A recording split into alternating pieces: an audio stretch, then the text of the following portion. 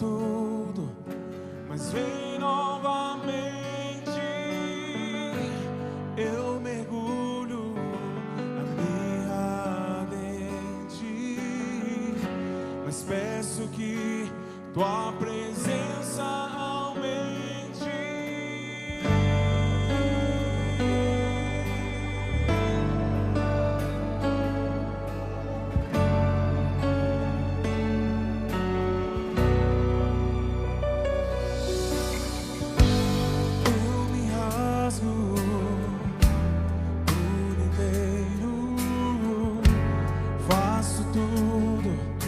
Mas vem novamente.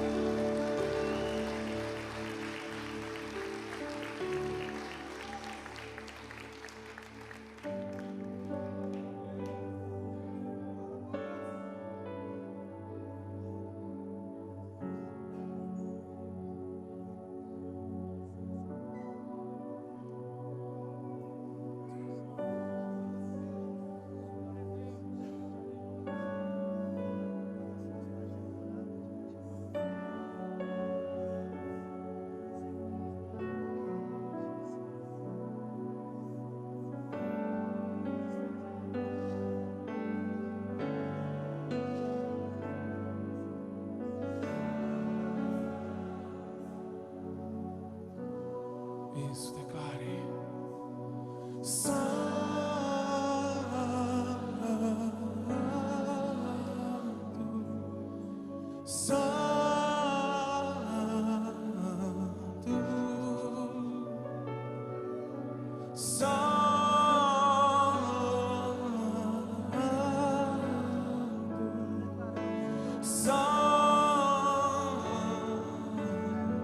Como um lindo coral declare.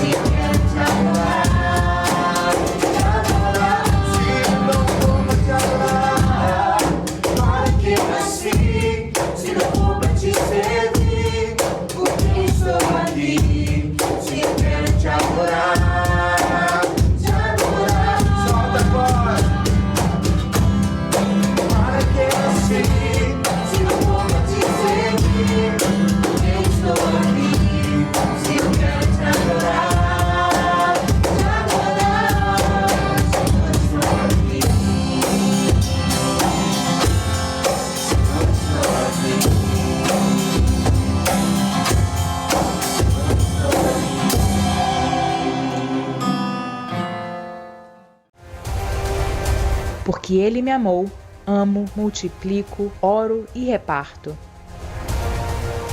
Vem aí, aguarde!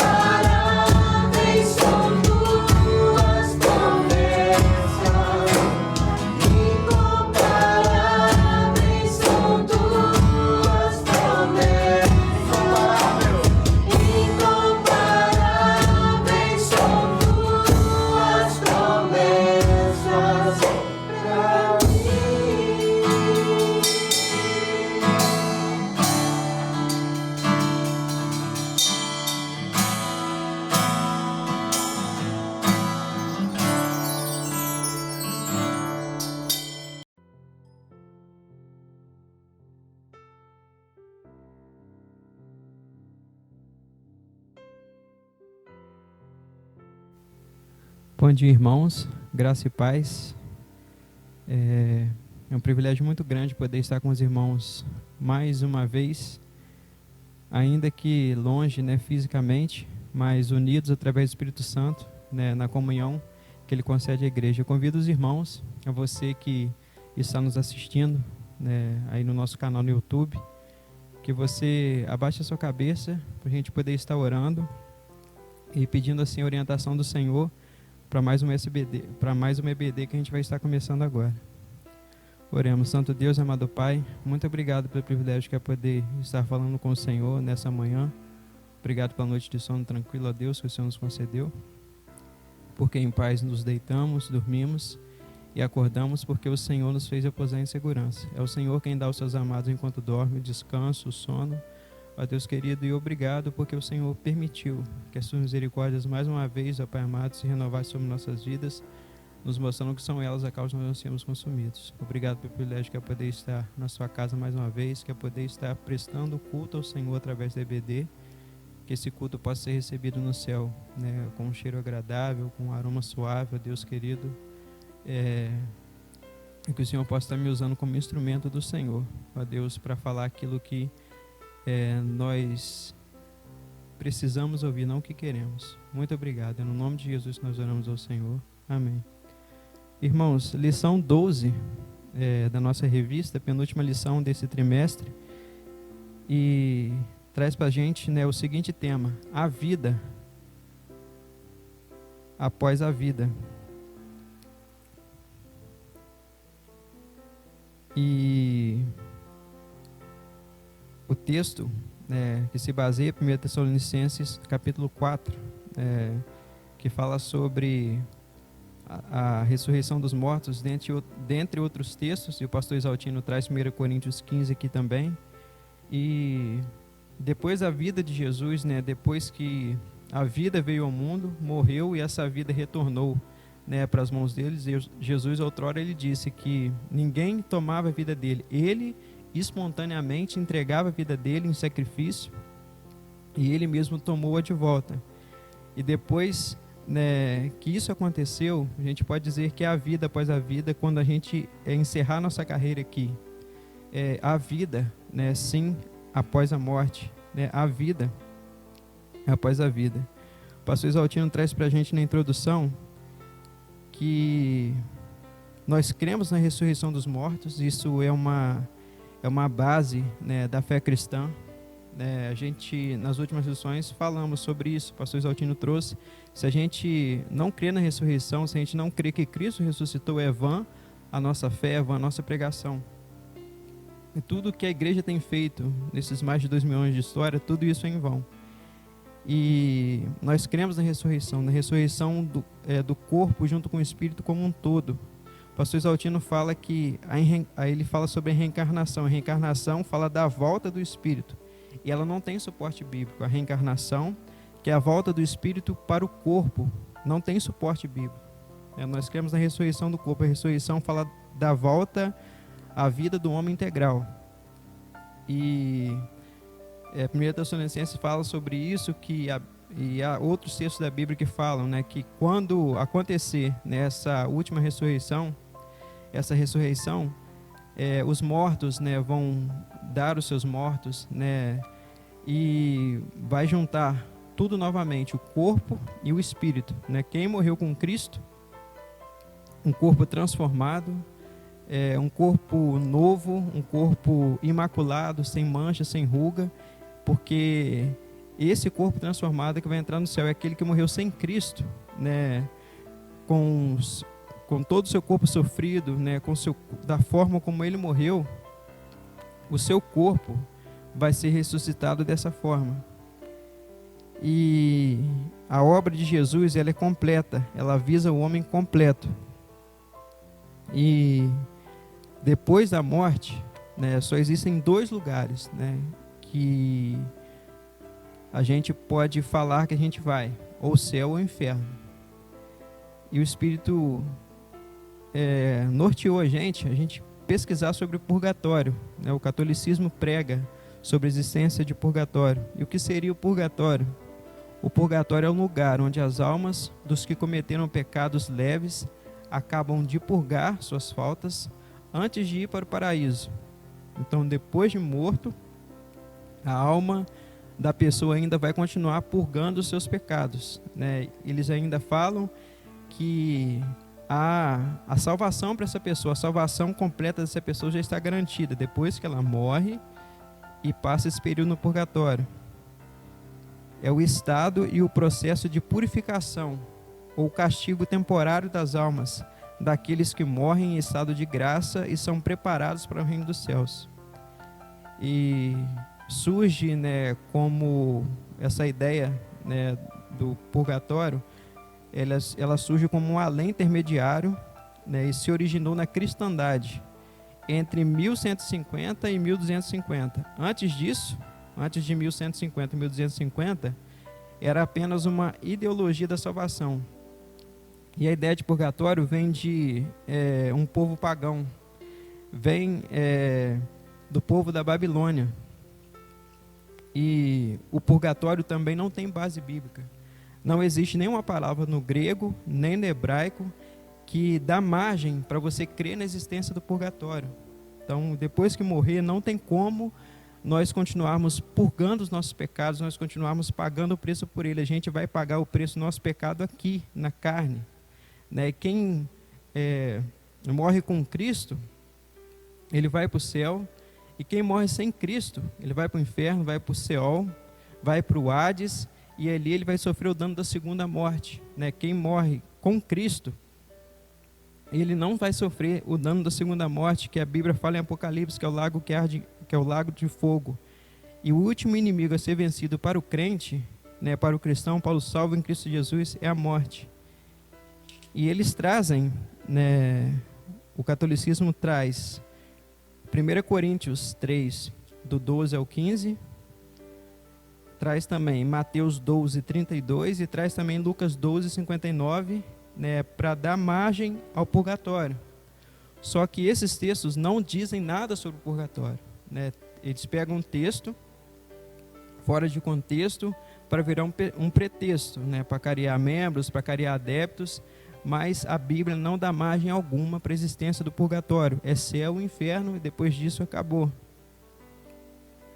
1 Coríntios 2:15, a gente foi buscar alguns comentários e os comentaristas falam, né, ali fala sobre, o Paulo está falando aos Coríntios ali sobre o fundamento. Aí tem alguns materiais, né, feno, palha, cobre, ouro, ferro. Aí Paulo, ele está querendo dizer com isso que a gente deve escolher bem o material para o fundamento e que a recompensa por um trabalho realizado está relacionada à qualidade do trabalho. E realmente esse texto, né, fala sobre purificação, né, o catolicismo prega que esse texto fala sobre purificação, realmente fala, mas não a purificação dos pecados da pessoa depois de morto, né? O Shed traz esse comentário para a gente, que essa purificação, né, é feita através da perseguição e do julgamento aqui na terra. Na perseguição e julgamento é que se avalia o trabalho. É na perseguição e no julgamento que nós somos avaliados, que nós somos purificados, né, dos nossos pecados aqui, naquele processo de santificação no qual nós entramos. Eles trazem também Mateus 12, 32, né, e esse texto fala sobre aquele que resiste à voz do Espírito Santo, aquele que blasfema contra o Espírito. E quem resiste à obra do Espírito Santo expõe-se ao castigo temporal e eterno. Então, mais um texto que, fora do seu contexto, né, vira pretexto e não tem nada a ver com o purgatório. Lucas 12, 59, um outro texto que eles trazem. O pecado trouxe-nos o descontentamento de Deus e nos tornou seus devedores, e disso seremos cobrados. Ali nesse texto de Lucas 12, 59 fala que a gente, se a gente estiver num caminho com uma pessoa, a gente precisa procurar se acertar com ela. E no versículo 12 fala que se a gente não se acertar com essa pessoa, no versículo 58 de Lucas 12, aí ele vai entregar a gente ao juiz, e o juiz vai entregar a gente ao meirinho, e o meirinho vai levar a gente para esse lugar aqui, um lugar fora, e ali vai haver choro e ranger de dentes, e a gente não vai sair dali sem pagar nenhum centavo. E o comentário sobre esse texto é que o pecado ele trouxe para a gente esse descontentamento, né, e nos tornou seus devedores, e disso nós seremos cobrados. Outras coisas sobre o purgatório é a seguinte, que as almas no purgatório elas podem ser intercessoras. Uma pessoa morreu, ela está no purgatório, a pessoa pode fazer intercessão, ela pode orar lá no purgatório. Né, falam também que Maria, ela intercede, né, ela cuida, né, ela consola essas almas que estão no purgatório, mas Maria não tem o poder de consolar. Quem tem o poder de consolar é o Espírito Santo, e o Espírito Santo o faz, o Espírito Santo nos consola enquanto nós somos vivos, enquanto depois do momento que a gente aceita Cristo, Ele entra, nos sela, né, para o dia do juízo, né, nos faz dele, e Ele nos consola na nossa caminhada. Maria não tem esse poder. E eles falam que as indulgências podem ser oferecidas a essas pessoas, né? Então não adianta missa de 7º dia, missa de 1 ano, depois que a pessoa morre, acabou. Não há mais o que fazer por aquela alma. E indulgência é uma fiança, né? É uma fiança paga para concluir o perdão do pecado. Então isso que é uma indulgência. Você vai pagar para concluir, para trazer a conclusão do perdão do seu pecado. Então o que Cristo foi fazer na cruz?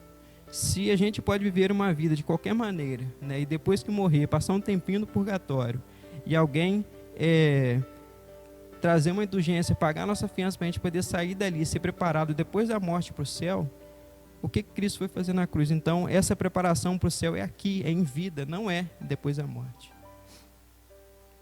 E 2 textos aqui que batem em cima dessa questão do purgatório. Hebreus 9, 27, da mesma forma como ao homem está destinado a morrer uma só vez e depois disso enfrentar o juízo. Então não há reencarnação. Esse texto também bate em cima da reencarnação. Depois que a gente morrer, é o juízo.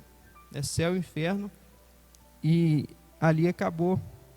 Lucas 16, falando lá da parábola do rico e Lázaro, né, 16, 23 e o 26. O 23 diz assim: no inferno, estando em tormentos, levantou os olhos e viu ao longe Abraão e Lázaro no seu seio. O seio de Abraão aqui é o céu, o paraíso. E o rico estava no inferno. Então só céu e inferno são os 2 lugares que existem, né, para onde vão as almas depois que a gente parte desse mundo. Então a minha escolha aqui é que vai definir para onde eu vou, se para o céu ou se para o inferno. O detalhe é que a Bíblia fala que o inferno não foi preparado para os homens, foi preparado para o diabo e para os seus anjos. E Lucas 16, 23 nos diz o seguinte: e além de tudo está posto um grande abismo entre nós e vós, de sorte que os que querem passar daqui para vós outros não podem, e não de lá passar para nós. Então entre o céu e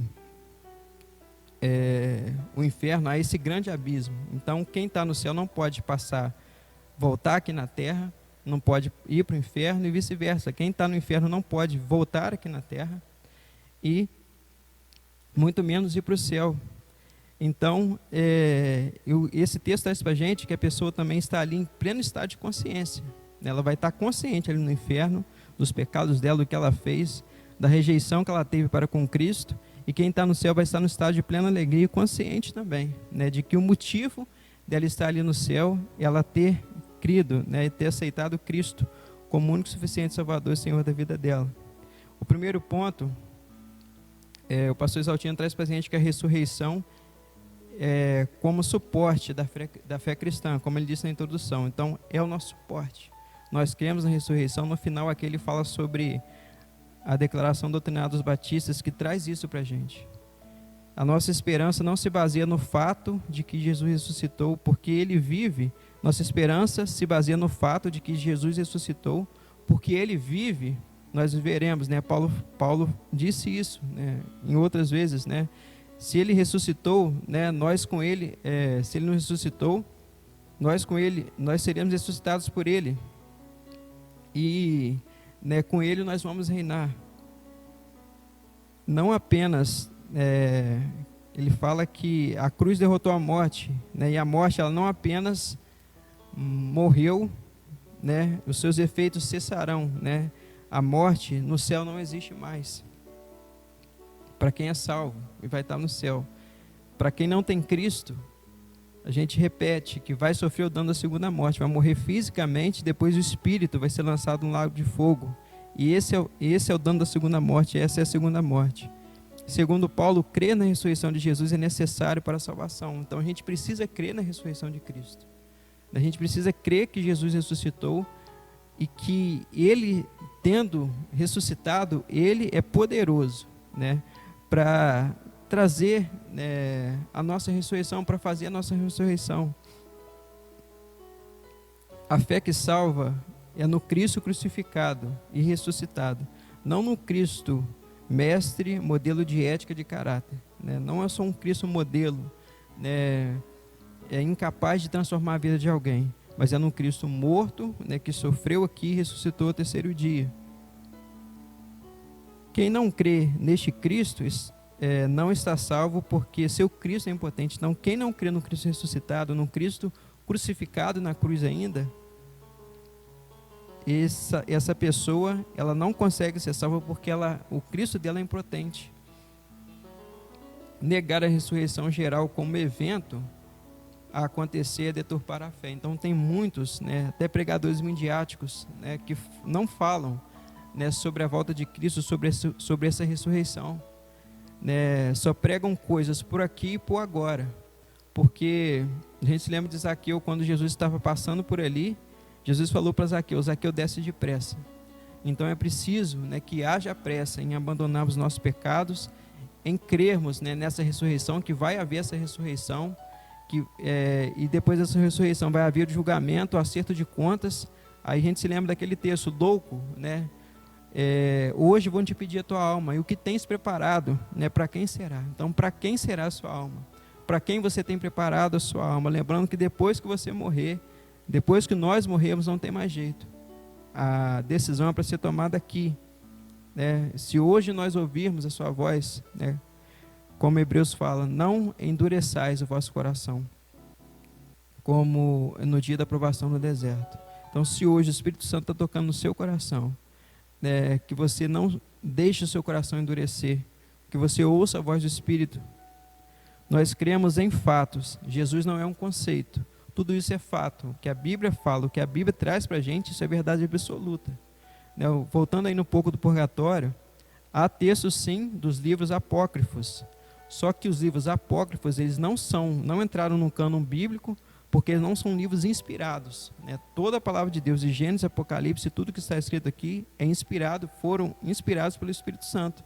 Homens sim escreveram, mas homens inspirados, homens de Deus inspirados, né, por ele para escrever. Os livros apócrifos, eles não são inspirados. Por isso que nós não temos ele na Bíblia, né, cristã, na nossa Bíblia. Jesus é uma pessoa que viveu, morreu, ressuscitou, foi levado aos céus e voltará para julgar os vivos, né, e os mortos. Uma outra coisa que a gente lembra sobre o estado de consciência é que Jesus falou sobre isso, né? Fala que Deus não é Deus de mortos, mas é Deus de vivos. Eu sempre falo o Deus de Abraão, o Deus de Isaac, o Deus de Jacó, porque eles estão vivos e estão no paraíso com Cristo, aguardando a ressurreição, a revelação dos santos, de nós que aqui estamos. Então todos que morreram com Cristo estão na glória com Ele, né? Estão desfrutando daquele repouso. Hebreus fala que ainda resta um repouso para o povo de Deus, e esse repouso é no céu. E como será essa ressurreição? No ponto 2, os mortos ressuscitarão primeiro e virão com Ele ao encontro dos vivos. 1 Tessalonicenses 4, do 15 ao 17. Então os mortos em Cristo ressuscitarão primeiro. O texto fala, e depois nós, os que ficarmos vivos, né, para a volta de Cristo, nós teremos nosso corpo transformado, né, e no abrir e fechar de olhos a gente vai estar com o nosso Senhor para sempre. Isso não depende do nosso querer, de nossas obras, nem mesmo de nossa fé. É uma decisão de Deus. Essa ressurreição não depende de nada que a gente vai fazer aqui. Depende da obra de Deus que começou desde, né, que Adão pecou. Gênesis 3,15, né, já havia aquela profecia que o Filho do Homem viria e esmagaria a cabeça da serpente. E que Deus, ele tinha, né, planejado a salvação do homem. Antes do homem pecar, ele já tinha planejado isso. no planejado da ressurreição e um reencontro, né, no novo céu e na nova terra, né, que Ele tem preparado para a gente. E essa ressurreição, ela colocará um ponto final na história, consumará o reino, inaugurará a meta-história e fará com que todos os joelhos, em todos os lugares, se dobrem diante de Jesus Cristo. Então é melhor nós dobrarmos hoje os nossos joelhos por livre e espontânea vontade, né, atendendo ao toque, né, ao clamor do Espírito Santo, que muitas vezes geme, né, naquele que é salvo, com gemidos inexprimíveis, do que a gente ter que dobrar o nosso joelho forçado, porque do menor ao maior, né, a Bíblia fala, né, que faz com que a todos, né, pequenos e grandes, todos eles vão se ajoelhar, eles vão ter que dobrar o seu joelho diante de Cristo. E a gente sempre lembra que Ele hoje é nosso advogado, Ele advoga, né, as nossas causas. E quando Ele voltar, Ele vai vir como juiz. E para dar a cada um segundo a sua obra, né, e para levar a pessoa, né. E Jesus falou sobre isso, a gente tem que temer aquele que tem poder para depois de matar, lançar no inferno. Claro que as nossas escolhas, são as nossas escolhas que nos levam para lá. Então Deus, Ele não interfere no nosso livre-arbítrio. Se eu escolhi pecar, se eu optei por inferno, se eu optei, né, por enderecer o meu coração a voz do Espírito Santo, não reconhecendo Cristo ressurreto, né, que Ele tem poder para ressuscitar os mortos, né, se eu não me entreguei a Ele, automaticamente é o caminho que Deus vai me deixar trilhar, o caminho que vai me levar, né, para o inferno. Ele faz aqui no finalzinho, né, do ponto 2. Como será esse dia para você? Você já parou para pensar como esperar esse dia? E quem é salvo, ele não tem que temer a morte, porque Cristo, Ele decretou a morte da morte, que é a próxima lição 13, ali na cruz do Calvário, né? A morte começou a morrer a partir do momento que Cristo ressuscitou. Então nós não temos que temer a morte. Às vezes a gente fica receoso, né, de pegar o Covid, ou de pegar o Covid, mas o crente não tem que temer, porque algum propósito, né, se a gente pegar esse vírus, Deus vai ter, né? Se for através do Covid, através da nossa morte por Covid, alguém da nossa família vai se render aos pés dele. Tudo vai ter um propósito, porque a morte para a gente é o começo da nossa vida, né? O pastor Billy Graham, ele disse, né, que um dia vocês vão ouvir falar que o Billy Graham morreu. Ele não morreu, né? Ele só mudou de endereço. Então a gente precisa lembrar disso. Medo de ser morto, medo de morrer, pode até ter, mas medo da morte não. O crente, ele não tem medo da morte. Como a gente fala do Espírito Santo, o Espírito Santo, né, lembrando de Estevão, lá em Atos capítulo 7, o Espírito Santo, ele deu forças a Estevão para ele morrer. Então o Espírito Santo, ele nos prepara para o momento da morte. Automaticamente, né, ele vai nos desligando das coisas aqui, ele vai fazendo, né, como fez com Estevão. A gente vai ver o céu aberto, né, o Filho do Homem em pé, né, para receber aquele salvo, aquele que passou tudo que tinha que passar por aqui, aquele que pagou o preço, né, de estar com Cristo aqui.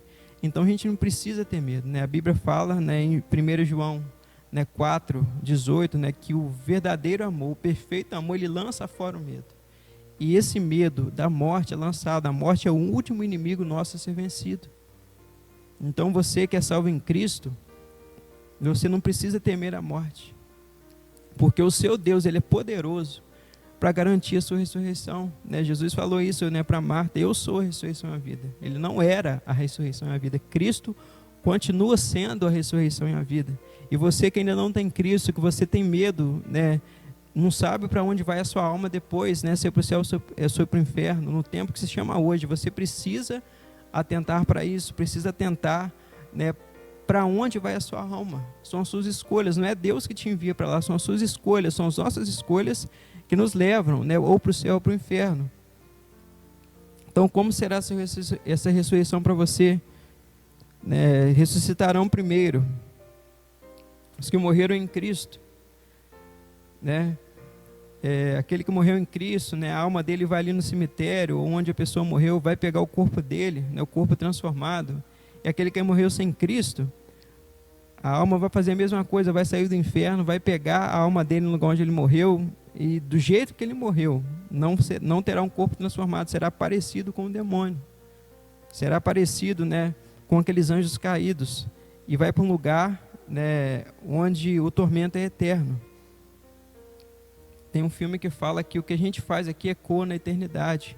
Então, o que você faz aqui realmente é verdade, vai ecoar na eternidade. Mas em qual dos dois lugares a eternidade? No céu ou no inferno? O que acontecerá? Nós seremos, né, se seremos semelhantes a Ele, lembremos que Ele ressuscitado comeu. O Cristo ressuscitado, Ele não era um espírito, mas um corpo vivo. Então, o Cristo ressuscitado, Ele não era um espírito, Ele era um corpo vivo, um corpo transformado, e nós teremos um corpo parecido com o de Cristo. E esse é o corpo, né, que nós teremos. O Cristo ressuscitado não era um espírito, mas um corpo vivo que falava, que se movia, expressava sua vontade, comia e bebia. Então, Cristo não era um espírito, Ele era um corpo vivo, né, um corpo transformado. Não seremos energia cósmica, pensamento puro ou almas descarnadas. Seremos corpos glorificados, imortais, como os anjos. Nós não seremos energia cósmica, não seremos o pensamento puro, almas descarnadas, seremos corpos glorificados, imortais como os anjos. Por que um corpo transformado? Porque a Bíblia fala que carne e sangue não podem herdar o reino de Deus. Então, um corpo transformado, um corpo, né, como Paulo disse em Filipenses 1,6, né, estou bem certo de que aquele que começou a boa obra em nós há de completá-la até o dia de Cristo. Então, a gente começou nessa transformação. Então, quando a gente fechar os nossos olhos para esse mundo, nós teremos um corpo transformado. E estaremos para sempre com o Senhor, para pensar e agir. Somente crentes que não compreenderam o Evangelho a temem. Então, você que é cristão, que teme a morte, vocês ainda não compreenderam a verdadeira essência do Evangelho. Paulo disse isso, de ambos os lados estão em aperto, Filipenses 1:21, se eu não me engano, tendo desejo de... minha carne quer ficar aqui por causa de vocês, mas ao mesmo tempo eu tenho desejo de partir e estar com Cristo, porque é algo infinitamente melhor. Então, partir e estar com Cristo é a melhor certeza que alguém pode ter, de saber que depois que a gente partir, a gente vai ter um lugar, vai estar num lugar, né, sem choro, sem dor, sem lágrima. Então a gente sabe que vale a pena passar o que tiver de passar aqui por amor a Cristo. A Bíblia fala que seremos bem-aventurados, né, se sofremos com Ele aqui, porque se sofremos com Ele aqui, com Ele também nós vamos reinar. Então, vale a pena. Então, somente crentes que não compreenderam o Evangelho é que temem a morte. Os fiéis, crendo na Bíblia, dizem: amém, vem Senhor Jesus. Um tempo atrás eu conversava com um amigo sobre isso, e ele comentou que ele não canta esse hino que a gente sempre canta na igreja, esse hino Maranata, ora vem Senhor Jesus. Mas a gente pode deduzir que essa pessoa está em dúvida quanto à salvação, porque o nosso anseio é a volta de Cristo. Então, quem é salvo anseia, até a própria natureza, ela aguarda ansiosamente a revelação dos filhos de Deus. Então, a gente precisa sempre, não só com a nossa boca, mas com a nossa vida, uma vida ilibada lá fora, dizendo: ora vem Senhor Jesus. É para isso que Cristo morreu na cruz e ressuscitou ao terceiro dia, para nos ressuscitar no dia da ressurreição e para nos levar para estar no céu com Ele. Demos sempre glórias a Deus pela obra de Jesus, porque o Espírito Santo nos levou a Ele. Somos salvos e temos a promessa da vida eterna com Jesus. A gente não pode esquecer. Eu sempre costumo falar para a igreja, aqui, para os membros da DIB, que a gente às vezes pode estar passando aperto, a gente fica vendo a pandemia, só que a gente precisa lembrar desse repouso que a gente vai ter. Vamos olhar, voltar o nosso olhar para o céu um pouco, parar um pouquinho para pensar no que espera a gente lá em cima. A gente é limitado, nós somos humanos, somos falhos, então nossa mente sempre vai falhar em imaginar como será o céu, como será depois dessa ressurreição. Consolemos uns aos outros, este mundo é ilusório. Nunca os bens da terra poderão comprar a mansão celeste em que tu vais morar. Então, para que juntar bens? Para que se bitolar nas coisas desse mundo, sendo que esses bens que você adquirir, né, a traça vai, né, consumir, a ferrugem vai corroer. Evangelizemos o mundo, a começar dos nossos queridos. Eles têm direito a ouvir as boas novas de que Jesus salva. Aí uma parte, né, do artigo da Declaração Doutrinária da Convenção Batista Brasileira que ele traz aqui para a gente. Em cumprimento à sua promessa, Jesus Cristo voltará a este mundo, pessoal, visivelmente, com grande poder, né, e glória. Então Jesus, em cumprimento à promessa dele, não é pelo bem que a gente faz, não é pelas nossas obras, em cumprimento à promessa que ele fez a ele mesmo, ao nome dele, ele vai voltar para buscar a sua igreja. E como você vai estar nesse dia, como nós estaremos nesse dia, né? Nós seremos ressuscitados para vergonha e desprezo eterno, ou seremos ressuscitados para estar para sempre, né, com Cristo, nos braços dele eternamente. Então, que aquilo que a gente não pôde falar, que o Espírito Santo possa estar acrescentando no coração de cada um dos irmãos. Eu convido você a abaixar sua cabeça para a gente poder estar orando assim, encerrando mais um EBD. E até mais tarde, às 8 horas, no nosso culto, né, de louvor e adoração. Oremos. Santo Deus, amado Pai, muito obrigado por tudo que nós pudemos falar aqui, o que o Senhor falou através dessa lição, que possa ficar gravado no nosso coração, que o Senhor nos dê força, ousadia, ó Pai amado, e temeridade para que possamos estar colocando em prática tudo aquilo que aprendemos aqui. É no nome de Jesus que nós oramos ao Senhor. Amém.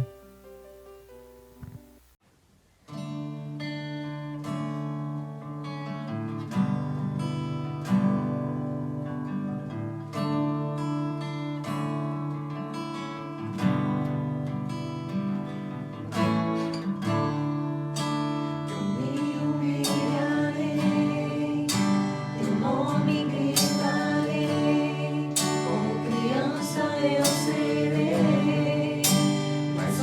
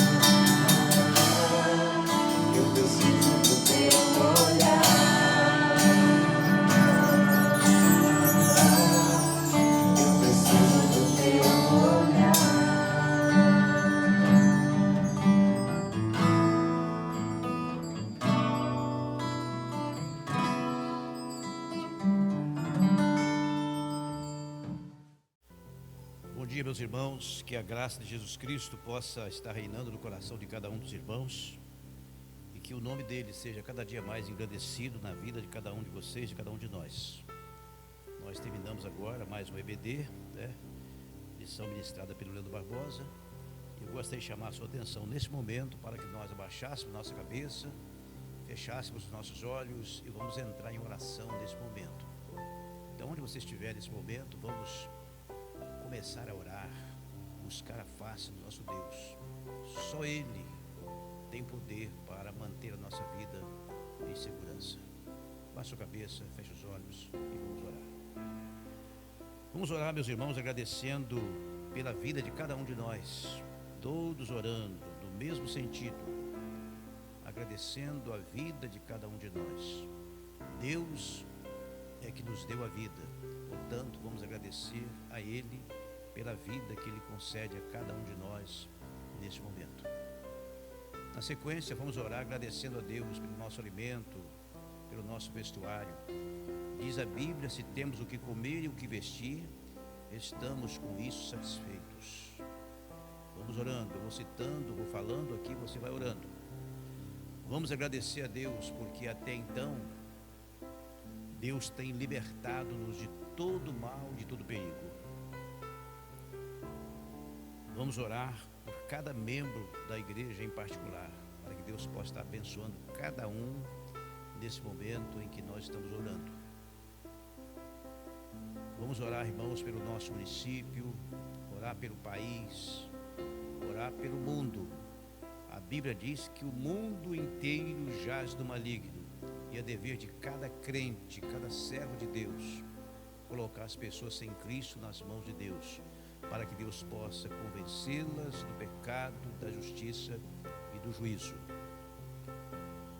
Vamos orar pelos nossos irmãos enfermos, para que Deus possa estar colocando a sua mão de cura sobre cada um deles, resolvendo os seus problemas de enfermidade.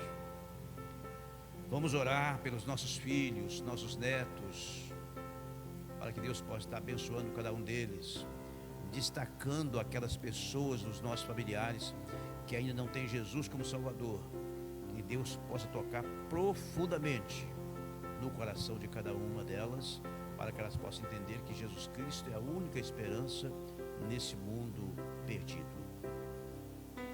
Vamos orar, irmãos, pelas pessoas que estão no poder, os nossos governantes, todas as autoridades. Diz a Bíblia que é dever do crente orar para todas as pessoas que estão na eminência, para que tenhamos uma vida quieta e sossegada. E nós às vezes pecamos por não cumprirmos aquilo que a Bíblia manda cumprir. Então nós estamos agora orando por todas as autoridades do mundo. Orar pela situação caótica que o mundo enfrenta, dessa pandemia que já vai para 4 meses, já caminha para 4 meses, mas graças a Deus, até aqui nos ajudou o Senhor. Vamos colocar nas mãos de Deus as pessoas que estão lutadas nesse momento, as pessoas que estão passando por alguma situação difícil, que Deus possa socorrê-las nesse momento. Vamos orar, meus irmãos. A oração de um justo, diz a palavra, pode muito em seus efeitos. Vamos orar pelo culto de logo à noite, que Deus possa abençoar todas as partes do culto, que o nome de Jesus, mais uma vez, seja engrandecido através da vida daqueles que estarão fazendo acontecer o trabalho logo à noite. A equipe louvor, a leitura da palavra, a explanação da palavra, que Deus possa nos dar sabedoria, descer sobre nós, para que Ele possa realizar através de nós a obra que é dele, não é nossa, é dele. Vamos orar, meus irmãos, por todos os pastores de Deus do mundo inteiro, bem como seus familiares. Que Deus tenha piedade de cada pastor, de cada família pastoral. E no tempo que vivemos, está sendo muito mais difícil pastorear, muito mais difícil. E nós dependemos mais do que nunca da misericórdia de Deus sobre as nossas vidas. Vamos orar para que no tempo de Deus, se for da vontade dele, essa pandemia possa acabar, liberando as igrejas a voltarem a cultuar de forma normal, como cultuávamos antes. Vamos fechar esse momento de oração. Eu quero orar pela sua vida, orar pelos trabalhos da igreja, orar pelo mundo, orar por cada um de nós. Nosso Deus, nosso Pai, nós estamos aqui em nome do Senhor Jesus para agradecer as oportunidades que o Senhor nos concede para a realização da Tua obra, ó nosso Deus. Colocamos em Tuas mãos cada irmão da nossa igreja, aqueles que porventura estiverem passando por um momento de dificuldade, de enfermidade, que o Senhor coloque a Tua mão de poder, de misericórdia sobre cada um deles. Aqueles, ó Deus, que estão lutados, que o Senhor possa estar consolando os corações, porque nós aprendemos, ó Deus, pela Tua palavra, que o consolo vem do Espírito Santo para as nossas vidas. Tenha piedade de nós, ó Deus, livra-nos de todo mal, acrescenta a nossa fé, abençoa o culto logo à noite, tudo que for feito aqui, ó nosso Deus, seja tão somente para glorificar e exaltar o nome do Senhor Jesus. Te pedimos, ó Deus, por cada pastor do Senhor em toda a face da terra, bem como seus familiares, que o Senhor estenda a Tua mão sobre nós, dando-nos condições, ó Deus, para a realização da Tua obra. Tenha piedade de cada um de nós, livra-nos de todo o mal, acrescenta a nossa fé, em nome do Senhor Jesus, que vive e reina hoje e sempre. Amém e amém. Deus abençoe a todos, em nome do Senhor Jesus. Por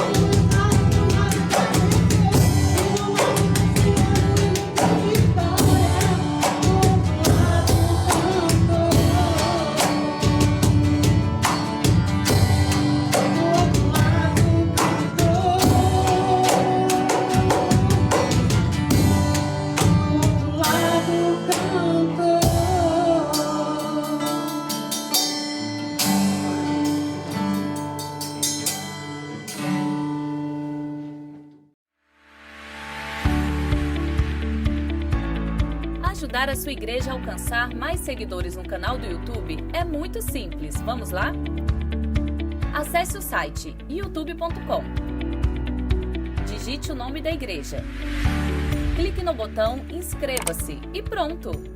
Ative também o sino de notificação para você sempre saber quando um novo vídeo for postado ou quando o culto estiver online. Compartilhe este vídeo com seus amigos e vamos juntos mobilizar novos inscritos.